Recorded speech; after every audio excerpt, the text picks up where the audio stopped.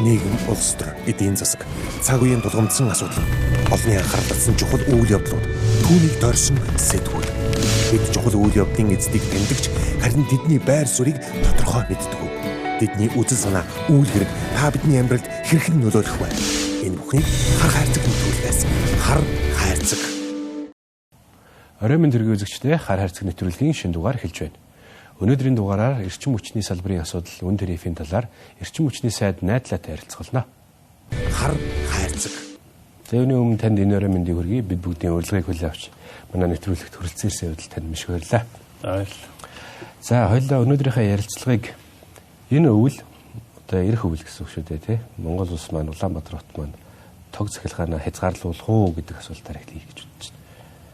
Та яг салбарыг хариуцж байгаа сайдын хувьд юу гэж харж байна? Ямар төлөв? За, эрх өвөл бол Монгол улсын үед ер нь хамгийн хүнд хэцүү өвөл болов гэж бодож байгаа. Яагаад гэвэл эрчим хүчний хувьд их усрын хувьд цахилгаан дулааны их усрын хувьд бид нар энэ жил нэмэгдээд байх хэрэгтэй их уср байхгүй. Нэмэгдэж байгаа их уср гэвэл Сэлэнгэд баригдаж байгаа, хувийн хөрөнгө оруулалтаар баригдаж байгаа 70 мегаваттын хүчин чадалтай дулааны цахилгаан станц байгаа. За, өөр яг бүгдний хамт хятад ард улсаас одоо импортлох нөхцөлийг бүрдүүлж байгаа 80 мегаватт цахилгаан эрчим хүч импортлохоор тэгээд нөхцөлийг нь бүрдүүлж байгаа. Энэ бол энэ зундаа ашиглалтанд орж байгаа. Тэгээд ярих юм бол 150 мегаватт нэмэгдэж байна. Хэрэглээ бол бас автоматар улс даяараа 7-оос 9% нэмэгддэг. Тэгээд ингээд бодох юм бол бидний нэмэгдэж байгаа эрчим хүчний их уср хэрэглээний нэмэгдэж байгаа хувь хэмжээ ингээд бодох юм бол энэ жил бид нар яаж ч байсан 150 орчим мегаваттын одоо чадлын дутагдлалд орох юм байна. Тэгээ энийг бол нэг нөгөө одоо ярьсан зүг баг. Зүгээр яхав дутагдана гэж байгаа нь цахилгаан хязгаарлана гэсэн үг биш. Энийг анхаарах хэрэгтэй байна. Энэ дутагдал бол яг ийм эрсдэл байна. Магадгүй ямар хүйтэн болохоос хамаарна. Одоо ажиллаж байгаа энэ дулаан цахилгаан станцууд, тэйцүүд маань доголдолгүй ажиллаж чадах хэсгээс хамаарна. Тэр нь одоос тасар үйлчлэгээс хамаарна. Гэх мэт олон зүйлээс хамаарх учраас энэ бол эрсдэл шүү. Эрсдлийг гаргахгүй төлөө цахилгаан хязгаарлахгүй төлөө одоо ажиллаж байна л гэсэн хөвлөлттэй бэлтгэл гэж байгаа нэг хэлж байна. Та сая хэллээ нөгөө 150 мегаваттын дутагдлалд орохоор байна гэж. Гэтэл одоо эрчим хүчний яамнаас энэ жил яг төлөвлөгөө ёсороо бол олон улсын санхүүгийн байгууллагуудтай хамтраад 100-150 гэдэг чөлөө сэлхэн дээр тэр нэг төлөвлөгөө явуулах шиг гэсэн. Тэр хаана юу болж байгаа юм бол нөгөө талдаа 6 байршилт гэлөө эсвэл нэг 6 юун дээр нарны цахилгаан станцын нэг жижигхэн одоо жижигхэн гэдэг нь том л 30-аас 50% хэмжээ тий. Иймэрхүү асуудлууд байх шиг байсан. Дээрээс нь өнгөрсөн 7 хоногт танаа засгийн газраас гаргасан тогтоол дээр 5 байршилт 12 сарын 1-ээс өмнө амжуулаад нийтдээ 250 билүү 150 билүү 5 байршилт ямар ч байсан дахиад бас нарны цахилгаан станцын асуудлуудыг бол гаргаж тогтоолдоо гаргасан байсан шүү дээ тий. Тэгэхээр эдгээр ажлуудыг та ер нь хэр гүйцэтгэх боломжтой, амжилт хийх боломжтой гэж харж байгаа юм.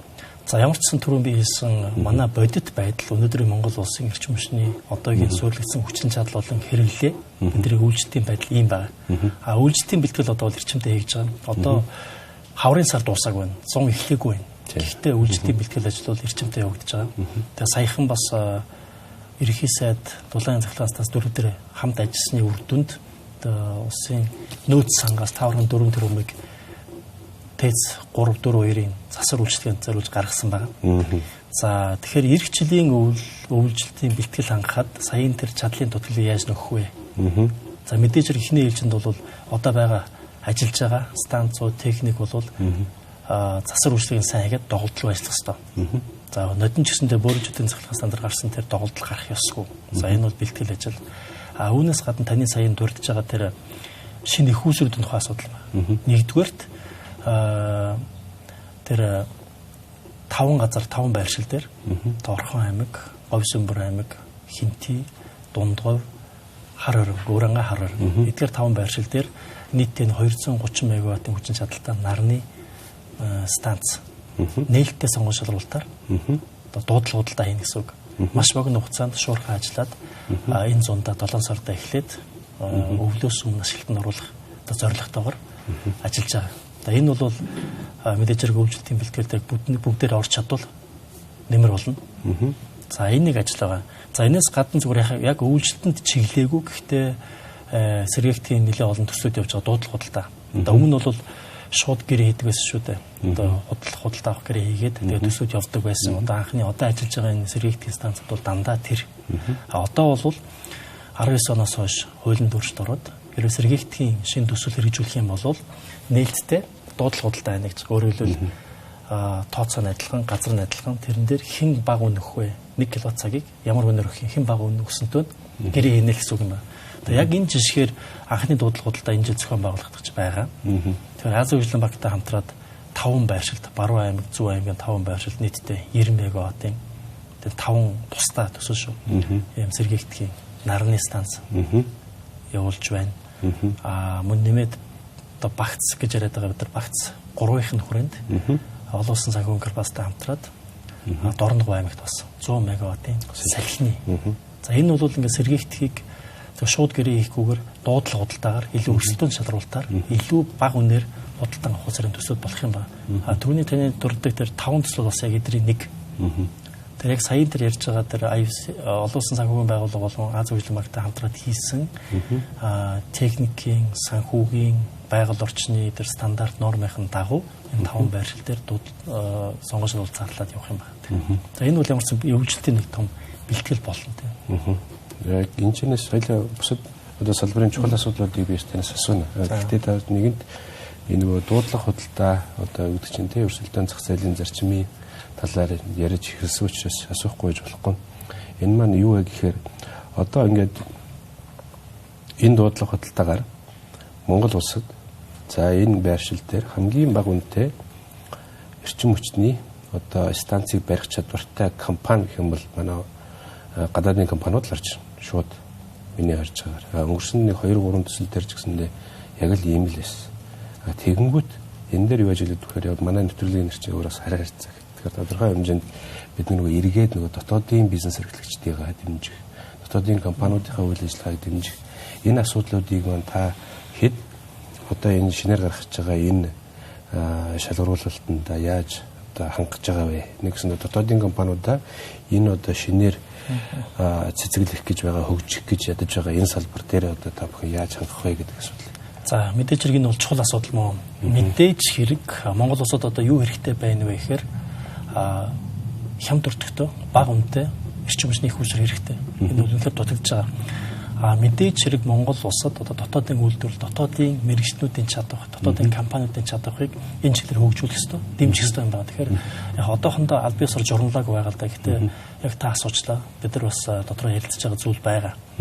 Дотоодын компаниудыг шалгуурт нь оруулах юм арай илүү төлхөө ороод мэдээж хэрэг гадаадын хөрөнгө оруулагч түншүүд байж болно шүү дээ. Хамтран ажиллах хэрэгтэй. Гэхдээ ингэж хамтран ажилласан нэгдсэн байдлаар хамтарсан байдлаар орох юм бол илүү дэмжинэ гэсэн зарчмыг оруулах бодолтой байгаа.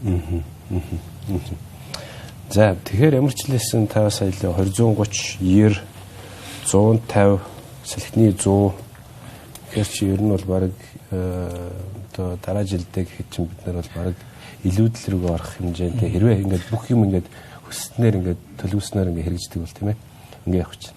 За тэгвэл энэ чинээс нэг дагаад нэг орж ирдэг нэг том асуудал нь юу вэ гэхээр үний асуудал.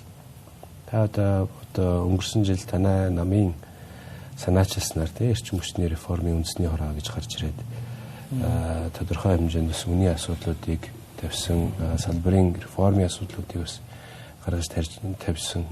Тэгээд бас мэдээж бас салбарч гэсэн бас тодорхой хэмжээнд босоод ирсэн болов уу гэж би бодож байгаа. Гэтэл яг өнөөдөр та бас одоо шинэ компани баг авлаа гэсэн үг шүү дээ тийм ээ. Яамн дээр очиход одоо төлбөр санхүү өрийн асуудлууд ямар байна? Энэ дээрээсээ нэмээд та бүхэн кабинетта энэ үний асуудлыг ярив уу? Энэ жилдээ өн нэмэх юм уу? Дараа жилүүдэд ямар зарчмаар үнэ нэмж явах вэ гэдэг тал дээр мэдээж байна. Тэгэхээр түрүүний асуултыг бас дуусгасан ч байх. Ер нь зүгээр одоо чадлын дутагдалд орсон байгаа Монгол улс. Тэгээ саяын тэрэн сэргээгтийн эдийн хүйсээр барьлаа гэд бас яг илүүднэ гэж бол байхгүй. Тэр утгаар нэмээд бид нар богино хугацаанд үйлчлэлийн бэлтгэл байдал, нөөц байдлаар одоо оргил ачааллын хэрэгцээг хангах зорилгоор одоо батарей ураа хүрээний төсөл бас хэрэгжүүлэхээр төлөвлөж бодож байгаа. Тэгээд ер нь зүгээр ингээ хэлэхэд одоо чадал илүүднэ гэж байхгүй. Улс орнууд өөрийнхөө суурилсан хүчин чадлыг хэрэгцээнээсээ хамгийн багадаа 20-30% илүү байлгахыг хичээдэг. Чинь бас нөөц хэрэгтэй. Тэр байтугай зарим улсууд 2-3 дахин илүү суурилсан хүчин чадалтай улс байна. Одоо манай урд төрш жишээлбэл. Тэгэхээр ингээ чадал бол илүүднэ гэж байхгүй. Цахилгааны нөөц, их үүсвэрийн нөөц илүү байх тусмаас сайн. Тэгжиж нөгөө илүү өрсөлдөөнтэй болно. Тэгжиж технологи засвар үйлчлэгээ сайн. Тэгжиж чанартай эрчим хүчээ түгээх юм байна. За тэгэхээр тэрний илүүднэ гэсэн юм байхгүй. Саяын асуулт бол үн тарифын бодлого бол маш чухал. Өнөөдрийн салбарын хамаг асуудал бол үн тарифын бодлогонд хоцрогдож ирсэнс болж байгаа. Үн тарифын бодлого тэр хойно хоцрогдсон. Нийгэм нь, хэрэгцээ нь, зах зээл нь, технологи нь уршаа хөгжиж явцсан. Энэ хоёрын зөрүүнээс болоод өнөөдрийн асуудал үүсэж байгаа юм аа. Энэ зөрүүнээс болоод өнөөдрийн эрчим хүчний салбарын үр төлбөр хөрөнгөлөгдөж байгаа юм. Яг шулуухай хэлэхэд өнөөдөр эрчим хүчний салбар эрчим хүч үйлдвэрлэнээс илүү үр төлбөр үйлдвэрлэдэг салбар шиг болсон байгаа. Энийг бол яаралтай зогсоох хэрэгтэй. Энийг одоо баг дээр нь зогсоохгүй юм бол асуудал улам хүндэрнэ. Тэгэхээр үн тарифын бодлого бол яг тантай санал нэг нь маш чухал. За үн тариф гэхээр яг иргэд болон за сэтгүүлчид юу гэж асуугаа сонирхоод байна вэ гэхээр олон нийт үн нэмгэж гэнэ гэж асуугаад байна. Нэгдүгээрт яг энэ эрчим хүчний одоо цахилгаан дулааны үнийг зохицуулдаг газар нь одоо эрчим хүчний яам биш юм байна. Одоо тэрийг хариуцдаггүй нь бий биш. Ер нь ерөнхий сайдч биш. Яг тогтолцоогоор болвол засгийн газараас хараад бус эрчим хүчний зохицуул хороо гэж бий. Эрчим хүчний зохицуул хороо үнийг нь зохицуулна. Тэр салбарт байгаа орлогыг нь зардлыг нь хянан зардал дээр нааш чаш хуваарлтгийн ийм зохицуулт хийдэг байгууллага юм байгаа юм. Тэгэхээр яг за тэр байгууллага бол өөрөөсөө мэдээд зохицуулах ёстой, үүрэгтэй. Өнөөдрийн засгийн газрын хуралдаанаар юу шийдсэн бэ гэхээр үнэтэй холбоотой тодорхой нэмэн, хасна, бууруулна гэсэн юм байхгүй. Зах зээлийн зарчимд нийцүүлээд зохицуулаарай гэж эрчим хүчний зохицуулах хором зөвлөж байгаа юм. Өөрөөр хэлбэл үн чин их байгаа мó бага байгаа мó зах зээлийн ханшаа дагаад өртгөн хэд байгаа тэрэндээ зохицуулаад яваарай гэсэн юм зөвлөмж өргөж байгаа гэсэн үг л дээ. Зүгээр би яг салбарын сайдын үед бас эрчим хүчний салбарын одоо энэ хөгжлийг бодож байгаа хүний хувьд ер нь хүн болон энийг анхаарж байгаа хүн болон бас адилхан бодох байх л да. Эрчим хүчний үн бол өртөгтөөгөө дүүх ёстой юм байна. Өртөгтөөгөө дүүх ёстой. Аль ч салбар одоо энэ нээлттэй зах зээлтэй нийгэмд үйлдвэрлэж байгаа өртгөөсөө бага үнээр зарах юм бол ямар бизнес, ямар хүн 8 их үү, ямар хүн бизнес хийх үү? Энэ бол боломжгүй зүйл, орчногт боломжгүй. Ингэх юм бол бид нар одоо чанартай эрчим хүч, хязгаарлалтгүй захилгаан энийг бол хүлээх боломжгүй болчихж байгаа юм л. Тэгэхээр бол энэ эрчим хүчний салбар бол суур салбар. Суур гэж байгаа нь эдийн засгийн бусад өсөлт одоо талхны цех байгууллаа нэг дэлгүүр нээлэж гэсэндээ эрчим хүчин дээр суурилнаа да. Захилгаан хэрэгтэй, дулаан хэрэгтэй. Зүгээр нэг офисын барилга барьсан ч гэсэн захилгаан дулаан хэрэгтэй. Тэгэхээр энэ суур салбар. Энэ дээр энэ салбар өрсөлдөх чадвартай байж иж эрчим хүч нь бас тийм өндөр биш, зохистой үнэтэй байж иж чанартай захилгаан дулаан эрчим хүчээр хангаж иж бусад бизнес хөгжин тэгжиж нэг бидний яриад байгаа үйлдвэрлэл хөгжин тэгжиж үндэсний үйлдвэрлэл хөгжин жижиг дунд үйлдвэрлэл хөгжин тэгж байж одоо энэ орон сууц бариад байна шүү дээ. Орон сууц бариад юу хэрэгтэй, захилгаан хэрэгтэй, дулаан хэрэгтэй. Өнөөдөр бидэрт яг үннийг хэлэхэд шулуухан хэлэхэд их хэмжээгээр орон сууц барих, энэ гой өндөр шилэн байшин барих, тийг халаах, цахилгаанаар хангах техникийн боломж үүдэд байхгүй болчиход байгаа байхгүй. Тэгэхээр энэ бол ноцтой асуудал. Тэгэхээр үн тарифын бодлогын шинжил бол эрчим хүчний яамны бодлогын нэг одоо чухал ажлын нэг яхахгүй мөн. Хэдийгээр бид нар үнийг тогтоодог юм биш боловч үн тарифын бодлого ямар байх ёстой гэдэг бодлого гарах ёстой байна. Тухайлбал бүгдээрээ ижлэхэн цахилгааны үнэтэй байх ёстой юу? Хот хөдөөгүй. Хаан байхаас үл хамааран юм байх ёстой гэдэг асуулт байна л да. За бас адилхан дулаандраас адилхан. Хаан байхаас үл хамааран бүгдээрээ Монгол улсад хаач байсан ижлэхэн ийм хямдхан дулаантай байх ёстой юу? Тэн чин өдөр шөнөөс, оргил цаг, өглөө цаг, шөнийн цаг, хавар намраас ингээд ялгаатай тариф байх ёстой. Ялгаатай тарифын тэр хэрэглэгчдэд тохирсон байх ёстой. Одоо магадгүй том үйлдвэрийн хуулиар өөр болно. Иргэд байвал өөр болно. Айл гэр бол өөр болно. Тэр чинь амьдралын бизнесийн цикл өөр юм чи тэрэнд нь таарсан бас уян хатын тариф байх ёстой. Одоо бол яаж юм нэхэр шил захилгааны мөнгө аваад үзэл та. Мессеж ирж байгаа иргэд дээр. мессеж ирээд тэдэнд дүр гарлаа. Яагаад юунд зарцуулаад хэр хэмжээний эрчим хүч хэрэглээд тэр нь ямар үнэтэй байгаад яагаад тэдэнд дүр гарч байгаа бид нар мэдээлэл нь байдаггүй. Тэр энийг тодорхой болгохоос тэгээд оргил цаг гэж хэдэн цаг хэлээд байгаа юм. Оргил цагт цахилгаан нь ямар үнэтэй гэдгийг, өглөө ямар үнэтэй гэдэг, шөнө ямар үнэтэй гэдэг мэдээллийг илүү хүргээд тэр нь ялгаатай байгаад тэрнээсээ хамаарад иргэд хэрэглэгчид өөрсдийнхөө цахилгааны эрчим хүчний хэрэглээг тохируулдаг байх юм бол энэ бол ухаалаг орчин үеийн схем байгаа байхгүй. Тэгэхээр ийшээ бид нар энэ бодлогыг чиглүүлэх ёстой. Тэр нь юу цаашаа юу орж ийн гэхээр одоо энэ салбар бол хэрэглэгч төвтэй болох цаг нь болсон байгаа юм аа. Станц төвтэй биш, салбар төвтэй биш. Эцсийн дүндээ эрчим хүч ихэн зориулж үйлдвэрлэлийн дулааныг, цахилгааныг иргэнд, айл өрхөд, бизнесийнхэнд хэрэглэгчдэд. Тэгээ тэднэрт ямар үйлчлэгээ үзүүлэх гэдэг ажлын арга барил, сая хүргэж байгаа мэдээлэл энийгээ бүгдийг нь одоо суураар нь үржих хэрэгтэй байна. Монгол улс бол Парисын хэлэлцээрийн өмнө хэд хэдэн үүрэг одоо гүйцэтгэх ёстой байгаагийн нэг нь бол танай салбартай холбоотой. Монгол улс 2030 он гэхэд нийт дотоодын эрчим хүчнийхээ их усрын 30%-ийг нь сэргээгдэх эрчим хүчнээс авах болно гэдэг энэ амлалтыг өгсөн. Сайн дурын амлалттай гэхдээ заавал явах ш тийм ээ. Гэхдээ бас үр дагаврууд бол бас бий. Тэгэхээр яг таны одоо харж байгаагаар 2030 он гэхэд яг 30% хүрэх юм боломж байна уу? Та юу гэж харж байна? Манайд ер нь бас эндээс бас цааш нь ургуулад манайд тийм дотоодын хүний нөөцөө бэлдэж чадсан байна уу бид нар? Та юу гэж харж байна? За боломж бол байлгүй байх уу? Бага. Монгол улс болвол ийм өргөн удам нутагтай. Нар ихтэй. Нарлаг Монгол шүү дээ. Тэгээд яг судлаачдын тооцсон нь бол асар их нөөцтэй сэргээгдэх юм. Нарны, салхины асар их нөөцтэй. Өнөөдөр бол бид нар огт ашиглахгүй байгаатай адилхан байгаа. Одоо нийт суурилгдсан хүчин чадлын 17 орчим хувь нь нар, салхи сэргээгдэх эрчим хүч байгаа. Гэхдээ яг бодиттой бид нар хэрэглэн дагуу түүнээсээ бага. Яагаад гэвэл өдрийн цагаар бид нар нартаа үед нь хэрэглэдэггүй. Харанхуй болохоор оргил цаг гэд хоолонд юу гэдгийг бусад хэрэглээ ингээ явдаг болохоор тэр ингээ цохилдохгүй байгаад байгаа. Тэгээ цаашдаа бол одоо эрчим хүчний яамнаас миний хувьд ч гэсэндээ одоо энэ очрол иргэсээ засгийн газрын хувьд ч гэсэндээ сэргээгдэхийг сэргээх бодлого баримталж байгаа. Өөрөөр хэлбэл энийг асар их нөөцөө ашиглахгүй хайна гэж байгаа бол тэнийг авдал.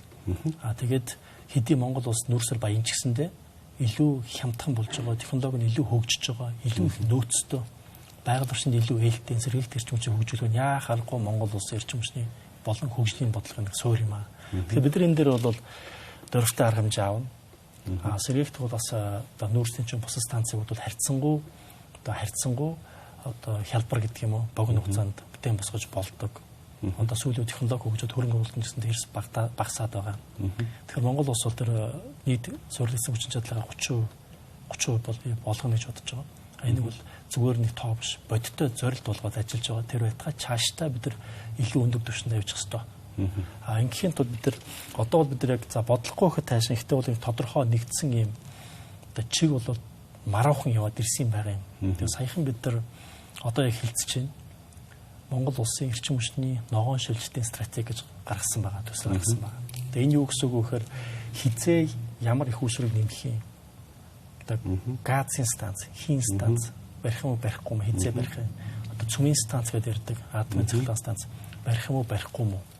За устрагч гэдэг нэг зүйл байна. Одоо хэрэглээнд байхгүй ч гэсэндээ ирээдүйд эрчим хүчний хэрэглээнд онцгой байр суурь эзлэхээр улсууд бол энэ дээр урдуулан хөгжиж байгаа. Одоохондоо бол яг арилжааны шугамар амьдралд бол бүрэн нэвтэрч гүнзгий ороогүй байгаа. Энэ бидийг бид нар одоо яг бодлого юм бол бодлогын яам юм бол бодох хэвээр тооцсон байх хэвээр. Тэрийг нь амдаад одоо сөгжүүлчих хэвээр. Болсон хүчнээ бэлдэх хэвээр. За жишээлбэл цүмийн цахилгаан станц барихын тулд барий тгий маргааш эхлэе гэж шав тавиад явдаг зүйл биш. Энэ бол хамгийн багадаа нэг 10-аас 15 20 жилийн чи бэлтгэл хэрэгтэй. Эрчим хүчний систем нь өөрөө тэр том атом цахилгаан станцыг шингээх чадвартай байх хэвээр, тогтвортой байх хэвээр. Ямар ч бас өнөөдрийн манайх шиг юм систем байх ёсгүй. Тэгээд болсон хүчнийг бэлдэх, технологиг нь нутагшуулахад бэлдэх, гихвслийн гэдэг юм 10-15 жилийн бэлтгэл хэрэгтэй юм. Тэгэхээр тэрийг хийхийн тулд өнөөдөр ингээд барихаар дайрах биш, тэр бэлтгэлээ хангаад бодлогодоо тусгачаад 2040 он ч юм уу хийнэгээ зорьдсон байх юм бол энэ зүгээр асуудал болчихж байгаа. За хийн станц ч гэсэн Монгол улс хийгүйгээд суугаад байх юм уу? Эсвэл хийг импортод хийж болно. Эсвэл Монгол улсаас хий олдож болно. Ямар нэг арга нь олж тий. Тэгэхээр тэр төрлийн эрчим хүчний их үүсвэрийн давуу талыг нь Монгол улсын эрчим хүчний систем яаж нэвтрүүлэх вэ? Тэр их баг нь хамаагүй ямар нэгэн байдлаар бидэрт тохиромжтой байдлаар ямар холцтойгоор ингээд орох юм бэ гэдгийг одоо шийдэх хэрэгтэй байхгүй юу? Одоо тэр эрчим хүчний шилжилтийн стратеги нь хөгжлийнх нь бодлогод нь энийг тусгаад явж байгаа. Энэ ямар ач холбогдолтой вэ гэхээр нэгдүгээрт Монгол улсын бодлого тодорхой байх хэрэгтэй. Тэгжиж одоо та бүдэрч тэр эрчим хүчний салбарын яамныхан улсын их хурлын гишүүд бизнес эрхлэгчид иргэд нэг тийшээ хармаар байхгүй. За Монгол улсын хөгжиж байгаа юм. Энэ стратеги бэлэн гарсан байгаа. Бэлэн гарсан байгаа. Нийтлэгдсэн байгаа. Нийтлээд энийг ингээд хилцээд энэ чинь бол ингээд одоо бодлого стратеги гэж байгаа бол хин нэгэн бодоод гаргацдаг зүйл биш. Монгол улсынх шүү дээ. Мэргэжлүүд хилцэх ёстой. Бусад салбарын хилцэх ёстой. Одоо ялангуяа ногоон шилжилтийн стратеги гэж ярих юм бол энэ тэр Парисын гэрээнд үүрэг хүлээсэн одоо Монгол улсын юмнаас бусад салбаруудаас байна шүү дээ. Зам тээвэр байна, уул уурхай байна. Эдгээр бүгдээрээ бас хамтарч ажиллах ёстой. Тэгжиж Монгол улсын стратеги гарна. Энэ ингээ гарах юм бол бидний бодлого тодорхой болох юм байна. За бодлого тодорхой болохын сайн тал бид нар энэ дээрээ одоо харин төсөл нь бэлэн юм чинь хаашаа явах тодорхой юм чинь.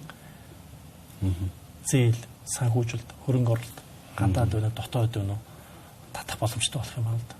Яг яах гэж байгаа тодорхойгүй төсөл нь бэлэн биш. Юу хийх гэж байгаа тодорхойгүй эсвэл маргааш татаад унах нь мэддэхгүй юм байх юм бол хэн Монгол улс хөрөнгө оруулалт юм. Зүгээр нэг стратегиэс гадна магадгүй илүү олон төслүүдийг бас хамарцсан цаг хугацааг нь тодорхой хэмжээнд заагаад өгсөн байх юм бол одоо нэгэсэндээ танаа эрчим хүчний салбарын мега төслүүдийг одоо энэгээрээ дамжуулж бас тодорхой хэмжээнд зарлах нь шүү дээ. Тэгэхээр бас таны хэлдэг өмнө нь ч бас олон зүйлүүд дээр алдааг нь бас бид нар одоо ч гэсэн хараад явж байна. Эдгээр энэ том төлөвлөгөөнүүдийг олон нийттэйгээ хувийн хвшлэлтэйгээ маш сайн хэлэлцэхгүй бол эргээд ямар их нийгмийн эсрэг үйлчлэлтэй тулдгийн жишээг бид нэр бас ингээ хараа явж байгаа учраас таны энэ амжилт төсөө их үр дүнтэй юм том ажил болох нь гэж би зүгээр харж байна. Та бас яг асуух гэсэн дараагийн асуултыг бас сая хариултанд дурдаад өнгөрчлөө л дөө. За тэр нь болохоор бид нар ингээл эрчим хүч гэхээр за нүүрсээ ярих хэрэгтэй. За нүүрсэн цахилгаан станцуудын асуудлууд юу болж байна? Та энэ дээр бас нэг мэдээлэл өгөөрэй. Тэрэн дээрс нэмээд бид нар сэргээгдэх ярьдаг. Тэгэнгүүт сэргээгдэх ярахаараа бид нар зөвхөн нар салхих ус ингээ болчдөг. Гэтэл ч өнөөдөр дэлхийд дахинд та мэдж байгаа энэ атомын цахилгаан станц гэдэг бас айгаад байх тийм асуудал болчлаа шүү дээ. Заавал нөгөө том хэдэн гигаваттаар нүш 200 мегаваттын одоо жижиг модулер байдлаар ингээ барьсан чимэлгийн хэмжээнтэй нэг станц гэсэндээ бий болол уур төршин манаас тодорхой хэмжээнд туршаад яваад байна. Хойд төрш маань гэсэн хамгийн олон патентыг бас үлд одоо эзэн болцсон ингээ яваад байна. Тэгэхээр энэ иймэрхүү төрлийн тэгээд бас нөгөө Норвег зөв Европт ч өнөө тэр элсэн батарейн асуудлыг бас гаргаад ирсэн. Танаа дээр бас танилцуулаад явж байгаа. Тэгэхээр энэ одоо бусад газ үнэ энэ асуудлуудыг та бүхэн бас яаж одоо бодлоготой та сайдын хувьд яаж дэмжиж ажиллая гэж бодож байгаа вэ?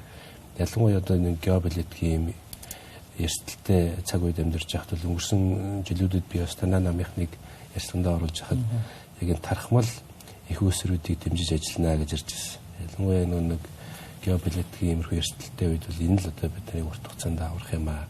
Нэгсэн аюулгүй байдал чихээ хараа харьцагны бодлого ч юм бас энэ дээр гарч ирэх юм аа гэсэн юмнуудыг ярьжсэн л та.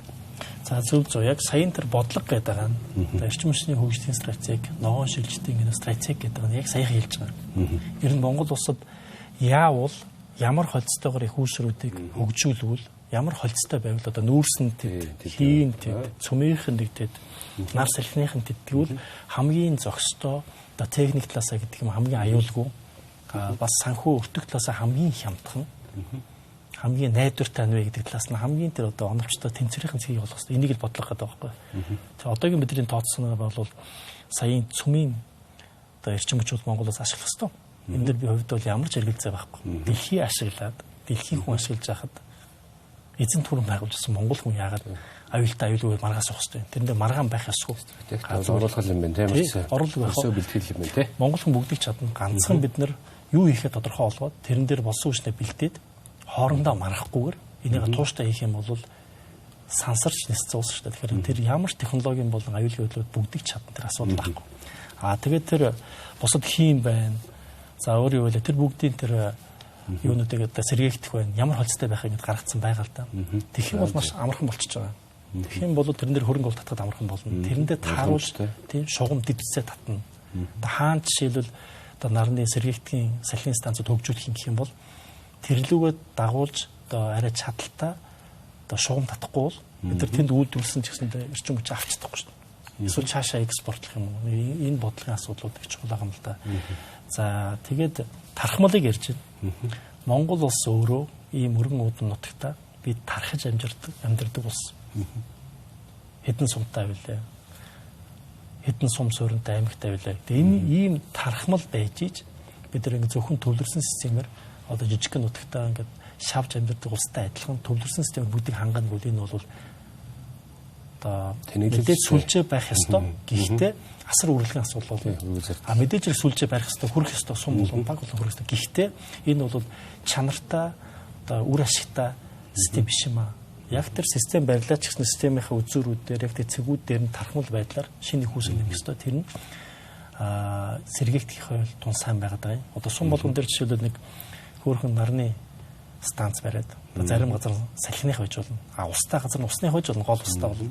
Тэгээд батарейтай тог тасгарлаа 2 цаг 3 цаг барьцдаг баймаар шүү дээ.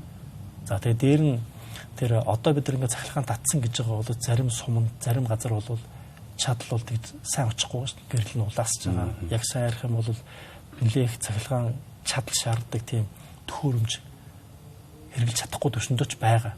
Ямар ч нэг ёлтоож байгаа бид цахилгаантай болоо гэж байгаа бас биш юм аа. Эрчим хүчний чанар гэж байна. Тэр чанарыг үзүүлэх сайжруулах нь саяны тархмалын хүүсрэх хэрэгтэй. За таваас дурдж чинь одоо ямар нэгэн байдлаар доголдол гарлаа гэхэд юм боллоо гэхэд тэр сум байна уу, айл байна уу, аймаг байна уу хязгаарлалт хийдэггүй. Хэсэгтээ ингээд аюулгүйгээр өөр өөртөө хангаад байдаг. Энэ бол жинхэнэ тархмал өгөөд аюулгүй сайн сүлжээний хэлбэр юм байна. Тэгээ бид нар сайн жишээ байгаа шүү дээ. 100 мянган айлын гэрэлгээд 20 гаруй жилийн өмнө хэрэгжүүлсэн малчин айл болгон лаатай байсан шүү. Тэгээд тэр амжилттай бол одоо бүгд гэрэлтэй болсон. Одоо яг энэний дараагийн төвшингээр бид нар хийх хэрэгтэй байна. Та бас хоёулаа нэгэнт бас ирээдүгээ харсан ийм шийдлүүдийг тийм ээ. Эерэг шийдлүүдийг ярьж байгаагийнх бас нэг романтик асуудлуудыг ярихад магадгүй одоо танай кабинет дотор тий цахим хөгжлийн сайд та хоёр ярилцаад ч юм уу энэ бид нэр одоо дэлхийн техникийн одоо энэ баз үүрэг болчиход байгаа AI гэдэг юм чинь бид нэр интернет гэж ойлгоод байгаа болохоос шин чи яг сүмэн дээр эрчим хүч нийл том төслүүд энэ том тоглолтууд болоод байна шүү дээ геополитикийн хувьд ч тэр Америкт юу болж байгааг харахад хятадуудын хооронд энэ том гүрнүүдийн хооронд асуудлууд ч тэр тэгэхээр энэ дээр бас манай одоо стратеги гарцсан байт юм болов энэ дээр одоо хөдөлгөх гэж байгаа ч юм уу тийм ээ ийм төсөл хөтөлбөрүүд одоо ер нь аль шатантай явж идэв юм бэ энэс бас оцромоор байна тийм манайх Монголд маань төсөл ярьж байна уу одоо яг зүгээр одоо жишээ нь дата центр гэдэг ч юм уу тийм AI сүртэй энэ нэг таавс түрүүний сүлжээнүүдийг ярьсан шүү дээ тийм сүлжээнүүдээ магадгүй одоо бусад одоо шилэн кабелийн сүлжээгтэйг уялдуулад гэдэг ч юм уу тийм ээ иймэрхүү байдлаар ерөнхийдөө бол дэлхийн хөгжлийн хандлага тэр зүг рүү явж байна.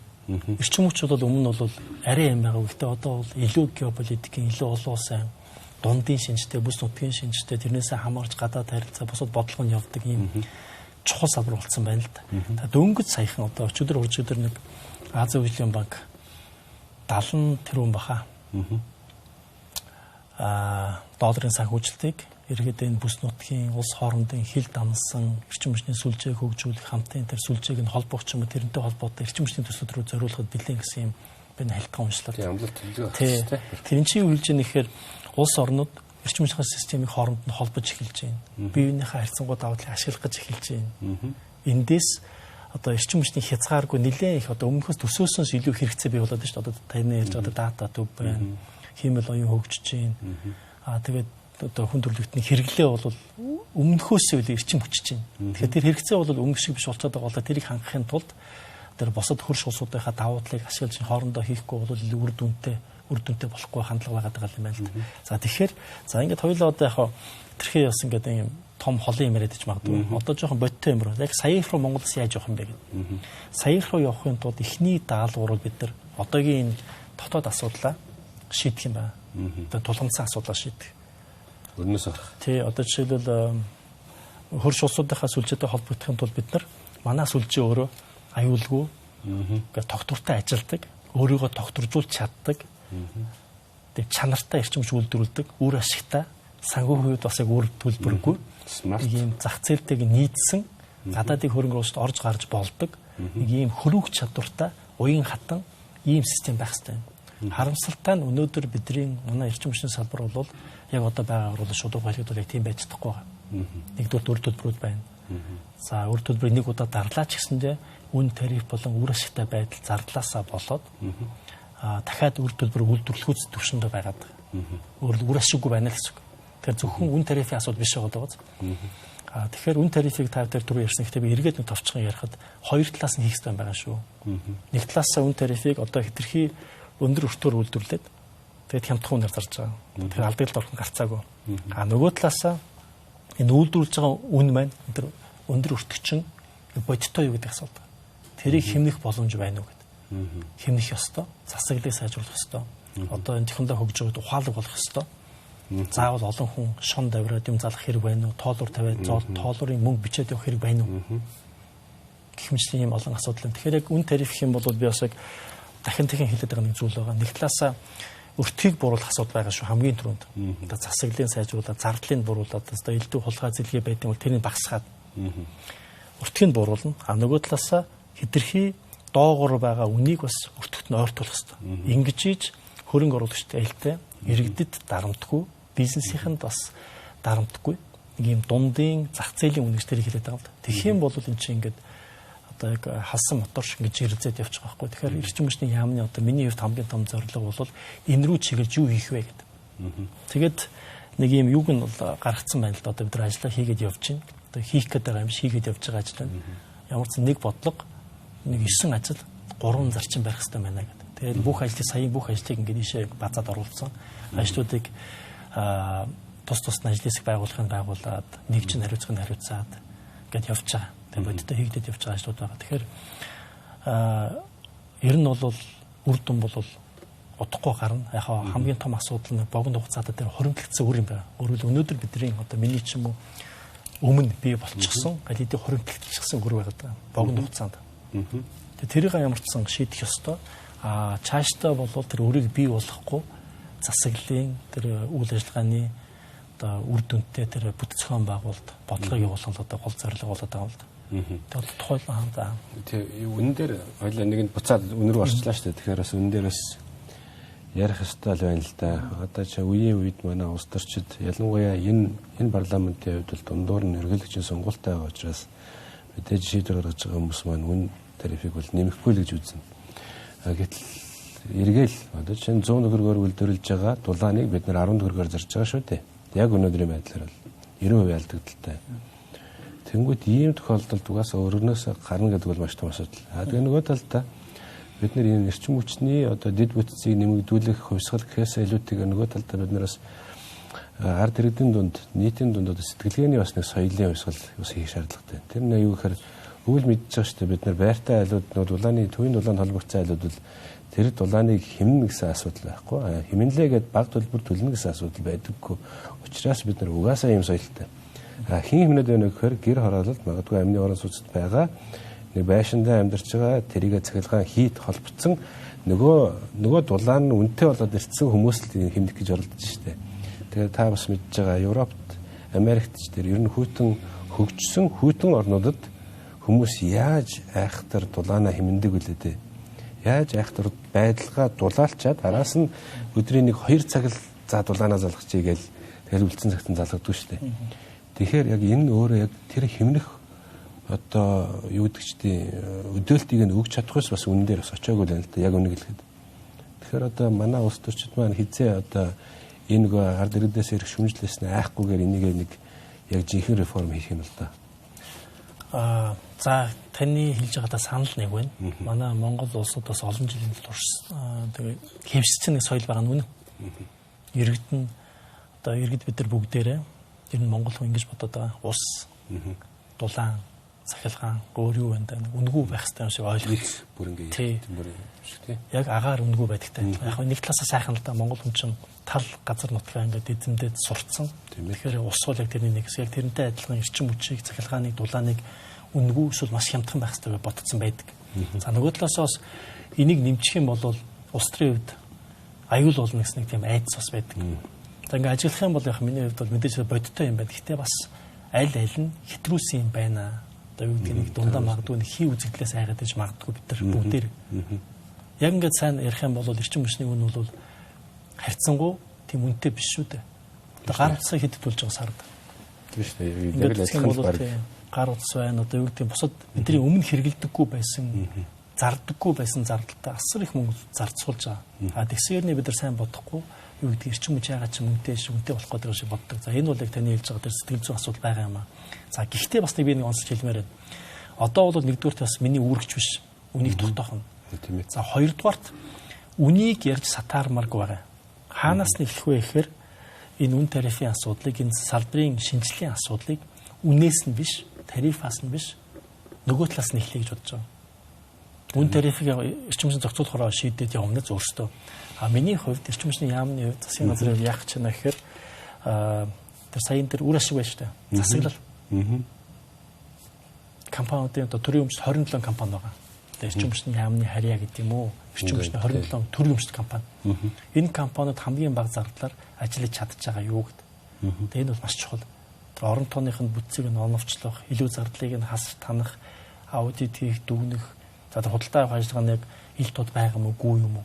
Нэг бараг өөр үнэтэй аваад байгаа юм уу? Иргэд харддаг энэ бол үнэн баггүй. Зөв хардах хэрэгтэй. Тэрийг бол шалгаж одоо засах нь миний үүрэг. Тэгэхээр эхлээд үн тариф ярихаас өмнө тэрийг нь засъя гэж.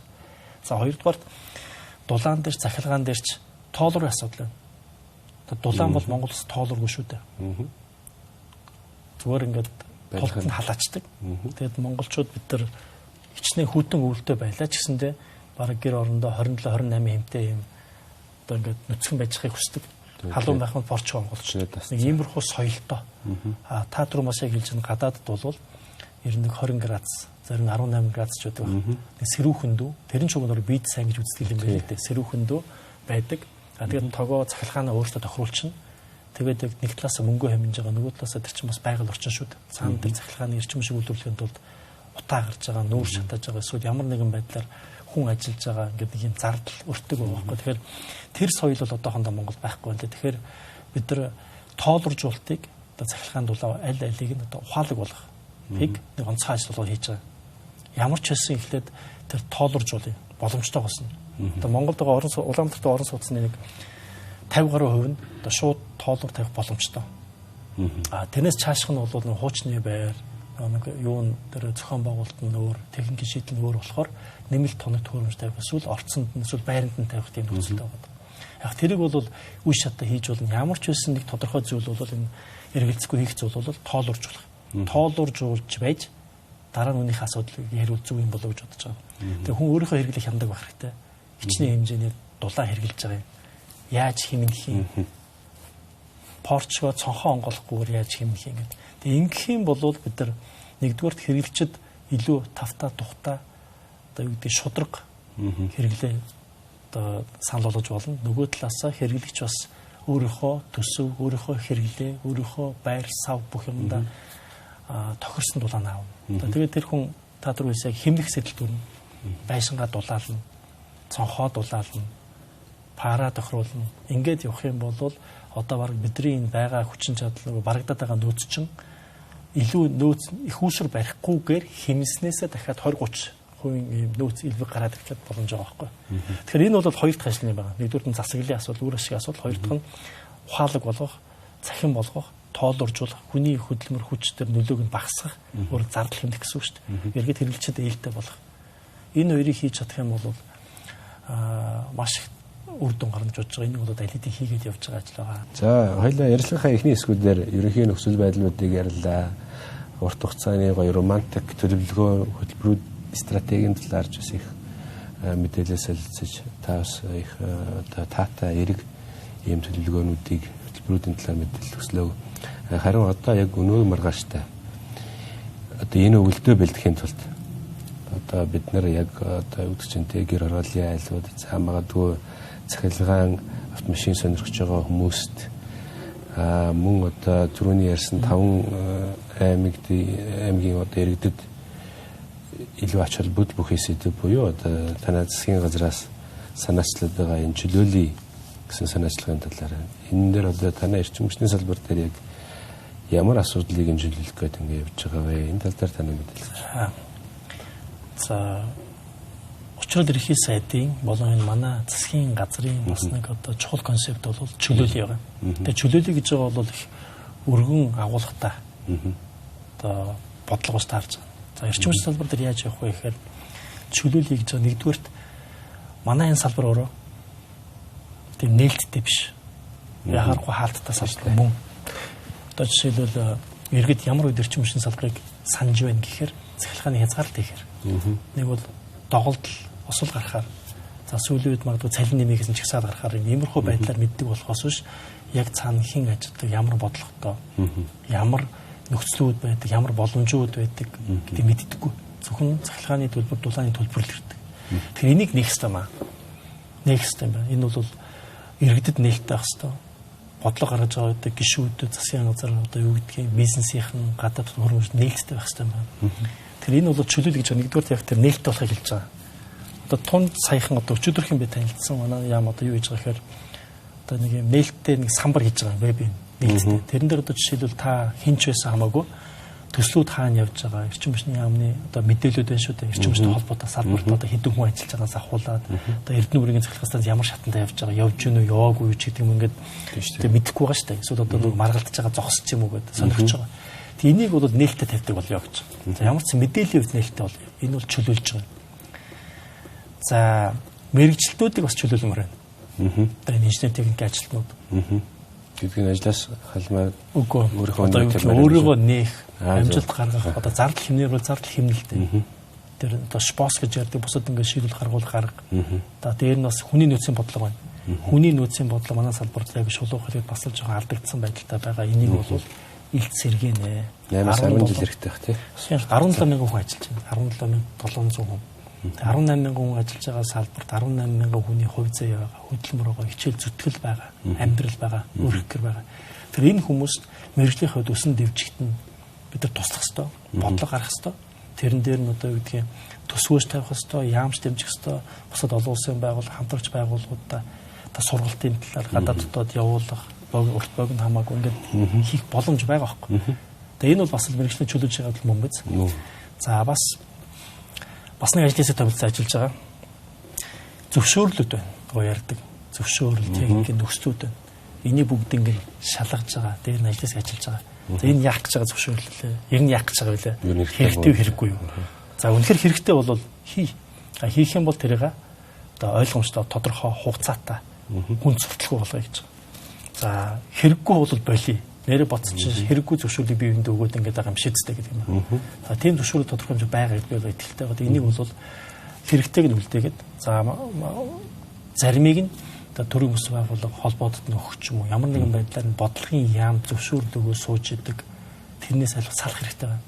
Энэ цаашлах юм бол яг энэ давшранд хэлэхэд орон нутгийн зарим ялангуяа дулааны станцууд байна. Дулаан хангамжийг орон нутгийн засагаа оролцох ёстой.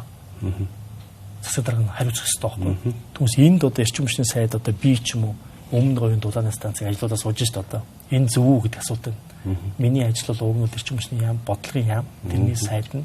Тэгэхээр саяын түрүүнд та бүхэн ярьдаг Монгол улс хаашаа явах юм? Ямар их усуудыг хаана барих юм? Ямар технологиг нэвтрүүлэх юм? Хөрөнгө оруулалтыг хаанаас оруулж ирэх юм? Тэгэхээр 17 мянган, 18 мянган хүний ажлын үнцийг яаж өсгөх юм гээд хийх ёстой юм байна. Тэгэд тэр чиглэл ингээд одоо юу гэдгийг өөрчлөлт хийх ёстой. За чөлөөт рүү эргээд оръё.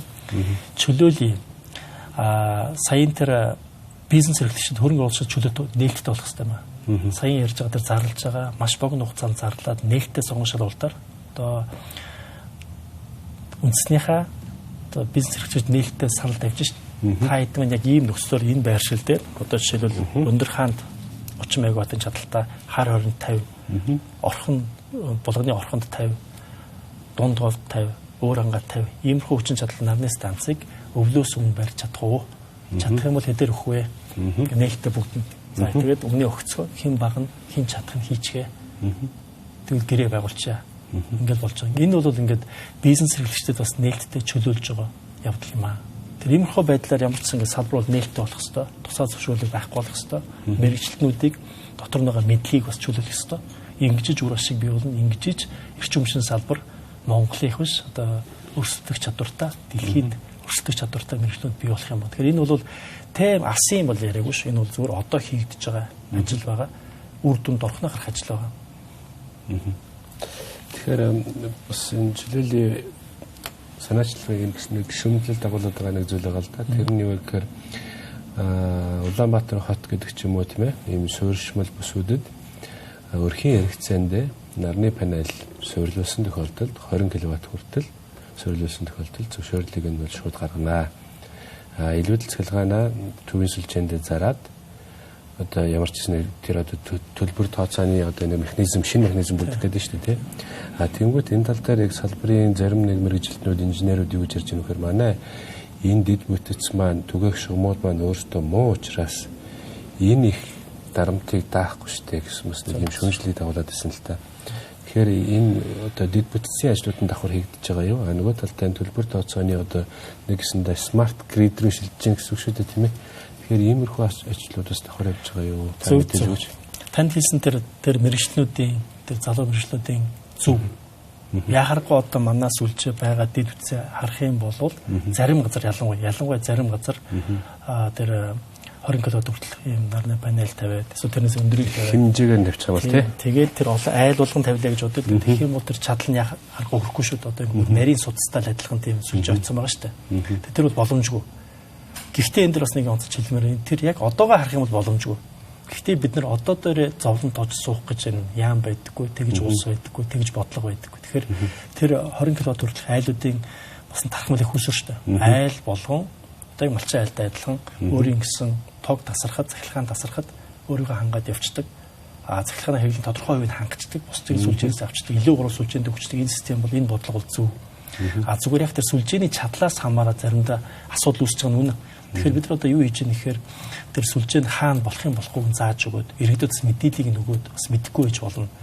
Зүгээр ингэ залгачуул болчихно гэж бодоод цаана магадгүй тэр хавийнхаа сүлжээг унгах одоо юу гэдгийг одоо илүү нэг юу болох одоо аварын байдалтай юу үүсч магадгүй байхгүй одоо юу гэдгийг унж болно шүү дээ. Тэр цахилгааны хязгаарлалтанд орж болно. Гэх юмшиг энийг мэдээлэл нөх хэвээр байна. Хоёр дахь нь бас нэг чухал зүйл бол энэ бол маш богино хугацаанд хийсэн бодлогын хувьд бол зөв. Богино хугацаанд хийсэн болохоор мэдээж хэрэг энэ зөвшөөрөхийн тулд ойлгохын тулд одоо иргэдэнч тийм байгаа, мэргэжлүүдэнч тийм байгаа, тэр харилцаж байгаа компаниуд Улаанбаатар цахилгаан түгээх тэр адилхан байгаа. Тэгэхээр чи ингээд сурах процесстэй явж байна гэсэн. Төлбөр бол тодорхой хэмжээгээр айлууд авч эхэлж байгаа. Зарим нь зүгээр ингээд тэрийг гэрэг хийж чадаагүй ч юм уу тэр нэг юм процессын цаг хугацааны асуудалтай нэг бэрхшээлүүд байж магадгүй. Энийг бас иргэд маань бас зөв ойлгоод нэр яаж болох вэ гэдэг хамтдаа хөгжүүлэх хэрэгтэй юм шүү. Зүгээр яхаа бас нэг онцлог хэлмээр байгаа нь энэ бол бас нэг юм анхааруулмаар зөвлөмөр санагддаг зүйл нь энэ бол иргэд өөрсдийнхөө хэрэгцээнд зориулж байгаа цахилгааныг аюулгүй болгох, найдвартай болгох, чанартай болгох тухай нөгөө талаас бас улс орондоо өөртөө ч гэсэн хэрэгтэй бас байгаль орчинд ээлтэй шийдлийг хэрэгжилж байгаа түгэж нэвтрүүлж байгаа асуудал шүү дээ. Түүнээс ашиг олохын тулд биш. Одоо юу гэдгийг сүлжээнд олноор нь нийлүүлээд ашиг олох тухай асуудал төр байхгүй аль талаас нь боломж муутай.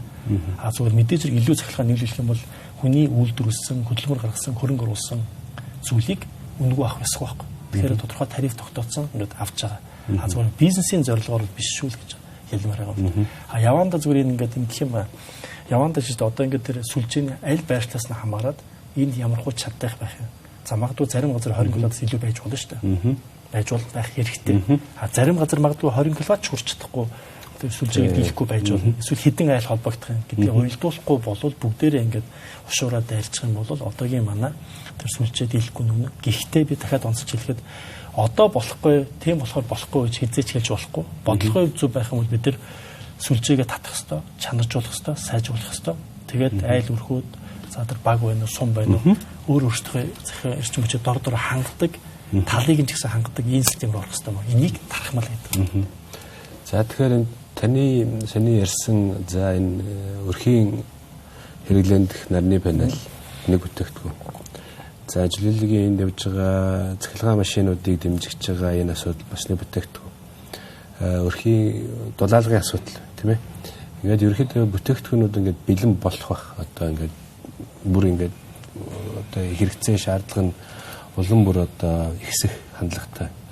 Гэтэл нөгөө талд энийг санхүүжүүлэх асуудал маш чухлаар тавигдах хэрэгтэй. Таны бас тас тусад нь байдаг гэж ойлгож байгаа.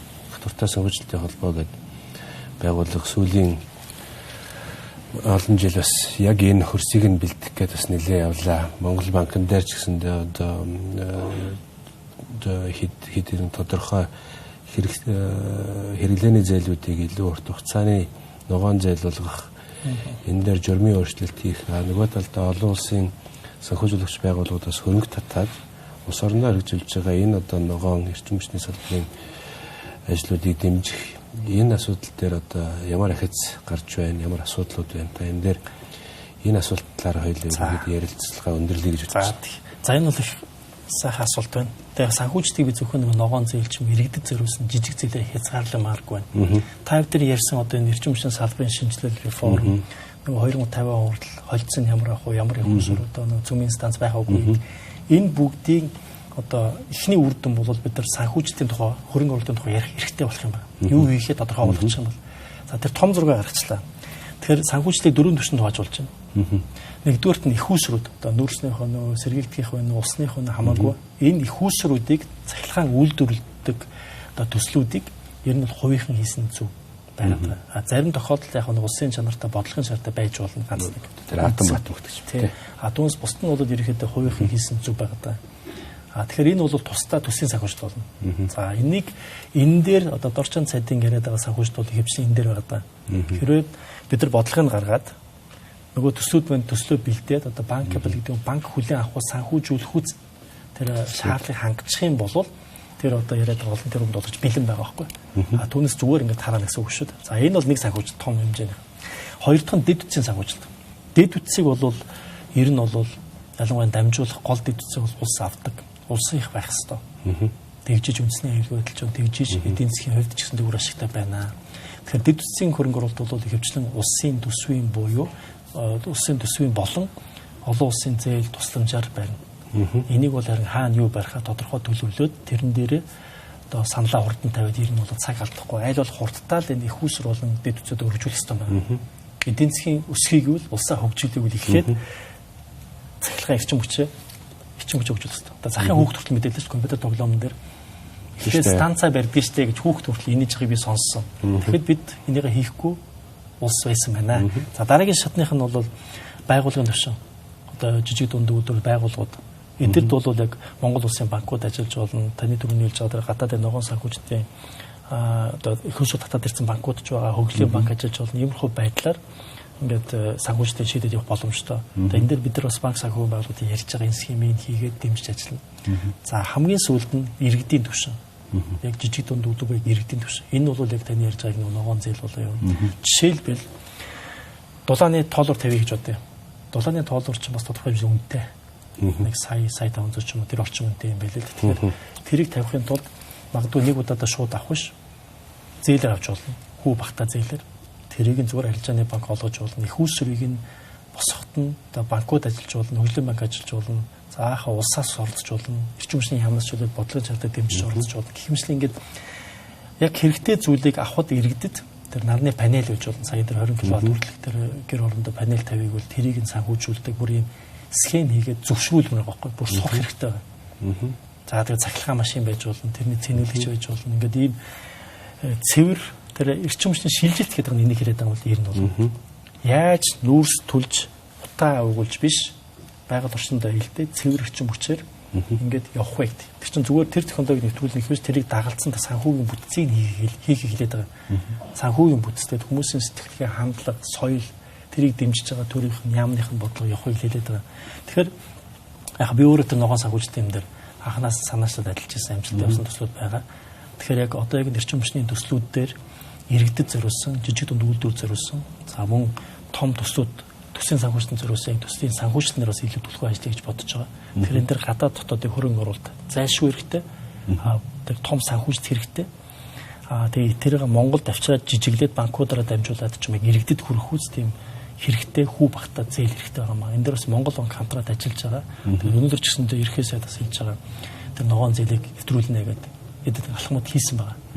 Тэгэхээр энэ дээр би дахиад давтаад хэлэхэд энийг ингээд зүгээр ногоон зээл олгоё гэж явуулдаггүй. Мөнгийг бол дандаа төсөл дээр өгдөг. Төсөл гэж байгаа нь би дахиад хэлэхэд бид нар Монгол улс өөрийн эрчим хүчний хөгжлийн ногоон шилжилтийн ийм бодлого стратегтэй байна. Тэгээ энэ индустрийг ингэж хөгжүүлэх юм тов тодорхой байх хэрэгтэй. Одоо шил бидэрт байдрын усан цахилгаан станцыг барих шаардлага байна. Тодорхой байх ёстой. Одоо цэнхэр мандалд усан цэнэх станц хэрэгтэй байна бидэнд. Гэх мэтлэн төсөл нь тодорхой, дүн нь тодорхой, тэрийг тооцоо судалгааг хийцэн байх юм бол мөнгө санхүү бол олдно. За танд маш их баярлалаа. Бас өнөөдрийн ярилцлагаар маш өргөн цар хүрээтэй салбарын хэмжээний олон мэдээллийг, чухал мэдээллийг манай үзэгчид авсан байх гэж найдаж байна. Таныг зөвхөн энэ эрчим хүчний салбарт үнэ гэлгүүгээр институт цаашлаад их усурын хувьд ч бас том реформ хийсэн сайд ийм үр дүнтэй гаргасан. Одоо нэгсэн бол legacy үлдээх сайд байх болтугай гэсэн ерөөлөөр одоо энэ ярилцлага өндөрлөе. Таны ажилд амжилт хүсье. За баярлалаа. Үзэгчдээ өнөөдрийн манай ярилцлага энэ төрөйд өндөрлөж байна. Дараагийн дугаараар уулзлаа. Түр баяртай.